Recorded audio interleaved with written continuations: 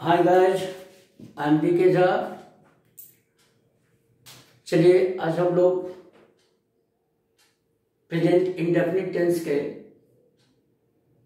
Interrogative sentence को बनाना शुरू करेंगे।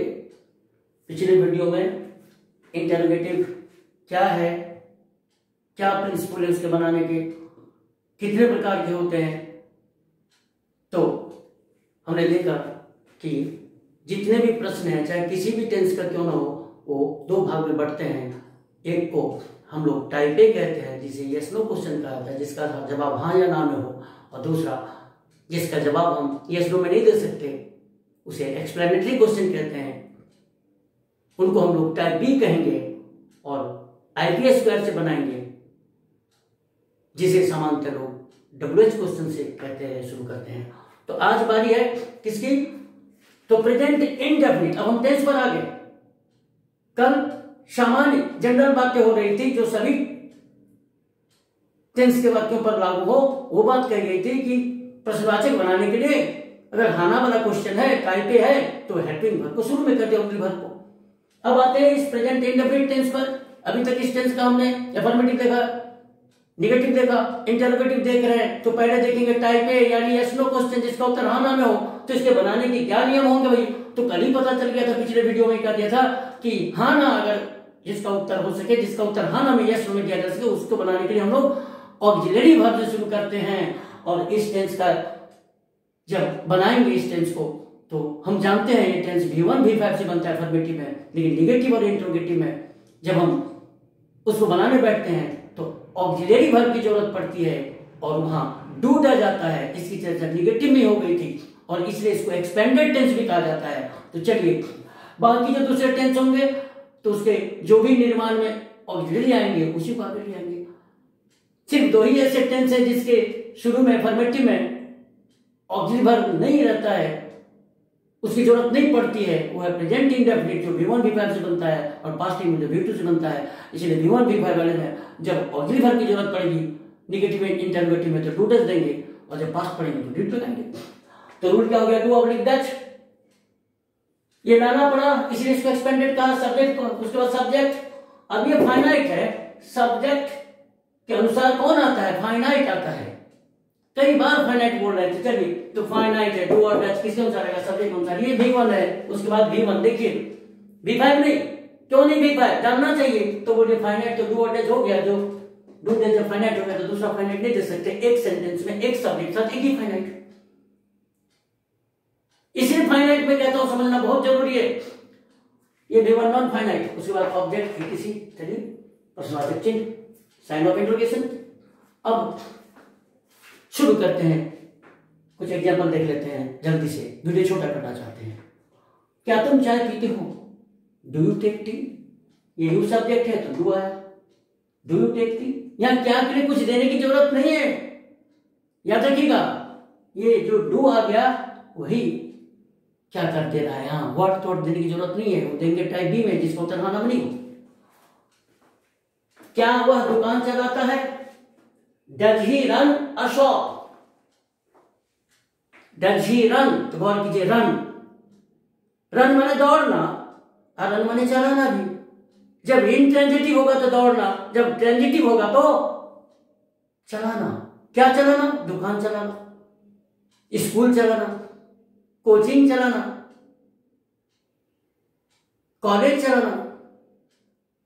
इसलिए तो कहते हैं, कई बार सुनो कहते हैं आई रन आई स्कूल। कई बार देखे होंगे this college is manage run by, run and managed by, run and manage, run with है पैसिव वॉइस। पैसिव किसका बनता है? ट्रांजिटिव वर्ब का। यानी यह महाविद्यालय मिस्टर एक्स के द्वारा संचालित की जाती है, चलाई जाती है, मैनेज किया जाता है, रन। तो चलिए रन। अब इसको बढ़ाते चलिए, वह चाय की दुकान चलाता है तो रन से टी स्टॉप। वह स्टेशन पर चाय की दुकान चलाता है, अगर क्या है प्रश्न पूछ लीजिए, क्या हुआ? स्टेशन पर चाय की दुकान चलाता है तो does he run a tea stall at the station? हो गए, तो रन सीख गया। क्या हुआ? तुम्हें प्यार करती है? Does she love you? ये डज किसके अनुसार है? सब्जेक्ट। कौन है सब्जेक्ट? जो काम करे, जिसके बारे में करे, वह जिसको प्यार मिला वो ऑब्जेक्ट। तो डज सी लव यू? क्या वह और तुम यहां रहते हो। फिर रिवीजन, मैंने आपको पहले कहा था कि अगर एक ही वाक्य में एक से अधिक पर्सन है, फर्स्ट सेकंड थर्ड पर्सन, तो उनका सामान्य उनका क्रम क्या होता है? 231, 2 3 1, पहले सेकंड पर्सन। या 2 पर्सन है, सेकंड और थर्ड है, तो 23 होगा। तो पहले यू को रखेंगे। इस बात की दोबारा चर्चा कर रहे हैं क्योंकि मुझको मालूम है जब भी कोई नई बात हो तो उसकी 1 बार 2 बार 3 बार अगर चर्चा हो जाती है, 3 बार रिवीजन करने के बाद वो बात बैठ जाती है मन मस्तिष्क में। ऐसा नहीं कि कभी नहीं बोलते, लेकिन 3 बार अगर आप रिवीजन कर लें तो बहुत दिनों तक बात बनी रहती है। तो चलिए, 1 बार हो चुका, फिर दोबारा हो रहा है, फिर कभी हो जाएगा। तो क्या हुआ? और तुम यहां रहते हो, तो do you and he live here. यहां ऐसा नहीं लिख सकते do he and you live here. अब डू क्यों आया? तो आपको लगता है यू है पहले इसलिए? नहीं, दोनों है सब्जेक्ट, प्लूरल। अकेले यू रहता है तो भी सेकंड पर्सन के हिसाब से डू। हाँ, अकेले वह रहता है, क्या वह यहां रहता है, तो डज ही लिव हियर।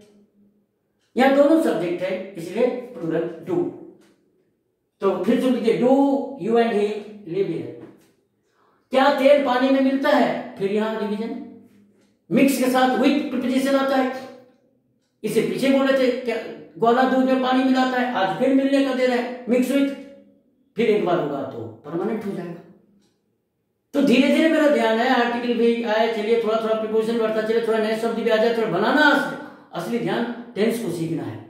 उसके बाद तो आप आगे ही बढ़ते चले जाएंगे। चलिए, क्या तेल पानी में मिलता है? यस, मेटेरियल नाउन है पानी। अनकाउंट है, अनकाउंट के साथ क्या बोला था? Singular verb. पहले दिन ही कह दिया गया था, पहले वीडियो में ही, जब प्रेजेंट इंडेफिनिट टेंस बना रहे थे, V1 V1 में दिखा दिया था, कह दिया था। तो does oil mix with water, does oil mix with water. तो यहां जानकारी है कि अनकाउंटेबल अगर सब्जेक्ट हो तो सिंगुलर वर्ब लेता है, डज लिया, और मेटेरियल नाउन है तो आर्टिकल नहीं लेता है। समानता, समानता मैंने विशेषता, मैंने जो डेफिनिट हो जाएगा तब लेगा, डिफाइंड सेंस में। ये डिफाइंड नहीं है, अनडिफाइंड है, इसीलिए आर्टिकल नहीं लिया। फिर मिलने मिलाने के लिए, मिलने के लिए मिक्स विथ लेता है। फिर water, uncountable noun, no article. देखिए कितनी सारी जानकारी है, गौर से, खाली बनाना नहीं, इसको ध्यान रखना है। क्या सरकार गरीबों की मदद करती है? अब यहां सरकार, गवर्नमेंट, ये गवर्नमेंट के बारे में सुन लीजिए। ये कलेक्टिव नाउन है, ग्रुप कलेक्टिव है, सिंगुलर वर्ब लेता है। लेकिन जब ग्रुप कलेक्टिव के सदस्यों के बीच मतांतर हो तो नाउन ऑफ मल्टीट्यूड हो जाता, तब प्लूरल हो जाता है। नहीं, the government are divided on this issue. देखिए, आर इज नहीं, ये नाउन ऑफ मल्टीट्यूड। समझ आएगी धीरे धीरे, अभी लंबा समय है। खाली ठीक से वीडियो देखते रहिए, हमें प्रोत्साहित करते रहिए। मुझको ऐसा लगना चाहिए कि मेरी सेवा आपको चाहिए, मैं सही काम कर रहा हूं, आपको ज्ञान मिल रहा है, तो मैं आगे आपकी सेवा करता रहूंगा। चलिए, हर जानकारी में देता रहूंगा, लेकिन आप सब्सक्राइब कीजिए, व्यू बढ़ाइए, लोगों में शेयर कीजिए, बस एक सीमा तक। उसके बाद तो ये अपने जैसे गुरुत्वाकर्षण के ऊपर गया, फिर बहुत से अच्छे लोग हैं दुनिया में ढूंढ देंगे। क्या सरकार गरीबों की मदद करती है? यहां गरीब एडजेक्टिव है, लेकिन यहां ऑब्जेक्ट के रूप में है। ऑब्जेक्ट नाउन या प्रोनाउन बनता है, गरीब को हम लोग नाउन बना देंगे एडजेक्टिव को द लगा के, पहले बता चुके हैं। द पुअर माने गरीब लोग, इसका भी रिवीजन हो गया। Does the government help the poor? Does the government help the poor? Right, तो द पुअर गरीब लोग। नेक्स्ट, क्या मालिक नौकर को डांटता है? अब मालिक, तो मालिक के लिए देखिए, वस्तु का मालिक ऑनर होता है, मास्टर व्यक्ति का भी मालिक, कुत्ते का भी मालिक, वस्तु के मालिक को भी मास्टर कह सकते हैं। अब कह सकते हो I am the master of this farm house. Master ज्यादा बड़ा शब्द है, इसका ज्यादा प्रयोग है, लेकिन यहां ऑनर का प्रयोग करता, ऑनर। मालिक, नौकर का मालिक ऑनर नहीं, master. Does the master escort the servant, यहां द क्यों दिया? क्या मालिक नौकर को डांटता है? हम किसकी बात कर रहे हैं?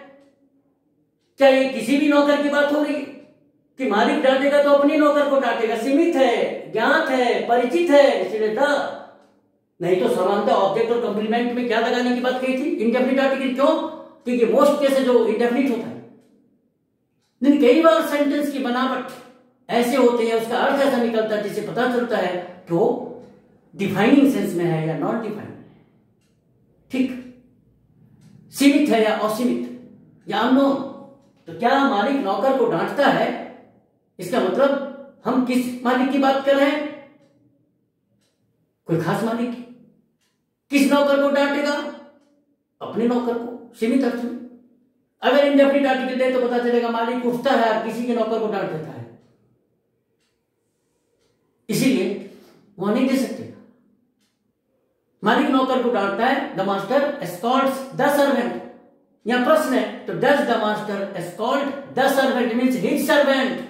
अगर वहां ए लगा देते हैं तो क्या मालिक किसी नौकर को डांट देता है? क्या मालिक किसी नौकर को डांट देता है? मालिक कहीं उठता है उसको डांट देता है?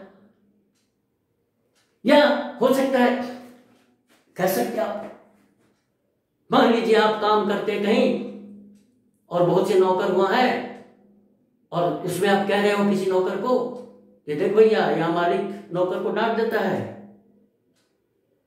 तो बहुत नौकर है, किसी को डांट देता है, इस सेंस में कहते हैं। यहां तो स्पष्ट है कि मालिक अपने नौकर को डांटता है।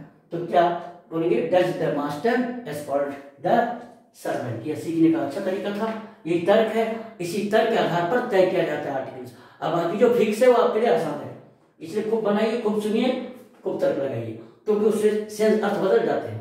बोला ना ये देंगे तो किस तरह का आएगा। क्या तुम व्यायाम करते हो? Do you take an exercise. अब कोई एक्सरसाइज से भी काम चला सकते हैं। एक्सरसाइज वर्ब भी है, नाउन भी है। इस तरह लाई वर्ब भी है, नाउन भी है। इस तरह नॉइज वर्ब भी है, नाउन भी है। इस तरह स्पीच वर्ब भी है, नाउन भी है। तो आप देख रहे हैं ना, ऐसे शब्द जो वर्ब नाउन दोनों हो और दोनों में समान अर्थ रखता हो, तो जब उसका हम प्रयोग नाउन के रूप में करते हैं तो काउंटेबल यूज हो जाता है, आर्टिकल देना पड़ता है इंडेफिनिट। मैं पिछले क्लास में कहा था, पिछले वीडियो में, जो धैर्य रखिए कभी कभी मैं बोल दूंगा। इसीलिए आप कह सकते हो ही लाइज, या फिर बोलो ही टेल्स अ लाई। कौन अच्छा है? और ये क्यों आ गया? अभी कह दिया, उसको पॉज करके सुनिए। ही टेक्स एन एक्सरसाइज, और ही एक्सरसाइजेज भी कह सकते हो। ही डिलीवर्ड अ स्पीच, हम किसी अलग टेंस से बोल सकते हैं, बोल रहे हैं, कोई जरूरत नहीं इसी टेंस से बोलने। He delivered a speech, he delivered, he speech अच्छा लगता है तो वर्ब भी है। इसीलिए फिर सुन लीजिए, कुछ ऐसे शब्द हैं ये नहीं मिलेगा आसानी से, लोग नहीं बताएंगे आसानी से। तो कुछ ऐसे शब्द हैं जो नाउन तथा वर्ब दोनों है और दोनों में सेम अर्थ रखते हैं, अर्थ भी सेम है। ऐसे शब्दों का प्रयोग जब हम नाउन के रूप में करते हैं, यानी किसी दूसरे वर्ब के साथ करते हैं, तो उसके पहले इंडेफिनिट आर्टिकल देते हैं, वो काउंटेबल हो जाता है। इसीलिए tell a lie, deliver a speech, make a noise, take an exercise, make a move, go for a walk. Note कर लीजिए। अब बताइए दूसरों को भी, जब ऐसे जानते हैं, हमको मालूम है कैसे होता है, बताइए लोगों को। चलिए, तो क्या तुम व्यायाम करते हो? Do you take an exercise? अब बढ़ाइए उसको जितना बढ़ाना है। Do you take an exercise in the morning? Do you take an exercise daily in the morning? अब बोलचाल में लोग क्या देता है, what do you do in the morning? तो बोला do exercise in the morning. चलो मैं एक्सरसाइज करता हूं, करना के डू लगा दिया। तो बोलचाल में लोग कम से कम शब्दों से अधिक कम लेना चाहते हैं, इसलिए ऐसा होता रहता है। क्या हुए, लोग पैसे उधार लेते हैं, डू दे बोरो मनी। यहां एकमात्र उद्देश्य था बोरो, एक वर्ड को उधार लेना नहीं, इसलिए बोरो उधार लेना, वर्ब है बोरोवर, ठीक है, उधार लेने वाला। बोरोइंग्स का खूब प्रयोग होता है लैंग्वेज में, नहीं स्कैंडिनेवियन बोरोइंग्स है, लैटिन बोरोइंग्स। चलिए तो बोरो मैंने उधार लेना। क्या हुआ, तुम्हें खुलेआम गाली देता है, इस सेंटेंस में प्रैक्टिस तो होना ही है हमारा, और लगे हाथ एडवर्ब को भी थोड़ा देख रहे हैं। खुलेआम, क्या वह खुलेआम है, क्या तुम खुलेआम हो, कि गाली खुलेआम देता है, तो वर्ब से रिलेटेड है। अब वर्ब का तरीका, गाली कैसे देता है, खुलेआम देता है, सरेआम दे रहा है, इसके लिए बोलेंगे पब्लिकली एडवर्ब। अब आगे जानकारी बढ़ा देते हो, पहले बना लीजिए। क्या हुआ, तुम्हें खुलेआम गाली देता है, does he abuse you, publicly गाली देना, अब्यूज दुरुपयोग होता है, अब्यूज कॉल नेम भी होता है गाली देना। अभी आप इसको बनाइए, does he abuse you publicly, adverb है। अब मैं तुरंत एक जानकारी दे देना चाहता हूं, अगर आप समझ सको तो, कि आप चाहें तो कई ऐसे एडवर्ब हैं जिनके बदले आप प्रीपोजिशन प्लस नाउन से काम ले सकते हैं। जैसे यहां देखिए, does he abuse you publicly, आप लिख सकते हैं does he abuse you in public, honestly, ईमानदारी पूर्वक, आई टीच ऑनेस्टली। अब कोई बोलेगा आई टीच विथ ऑनेस्टी, देखिए विथ प्लस नाउन ऑनेस्टी, इसलिए आप प्रीपोजिशन प्लस नाउन एडवर्ब का काम करता है, उसको रिप्लेस करता है, इसलिए उन सबको बोलते हैं, ठीक, adverbial phrase, noun phrase, adjective phrase, adverb phrase, तो एडवर्ब का काम करता है, इसलिए एडवर्ब फ्रेज। चलिए, एनफ फॉर टुडे। चलिए, लोगों को बताते रहिए, शेयर करते रहिए, बढ़ाते रहिए, और आप जितना इस वीडियो को बढ़ाएंगे हम उतने ही अधिक एक्टिव होंगे और एनर्जी लगाएंगे, काम करने में मजा आएगा। Thank you, enough for today, see you, bye.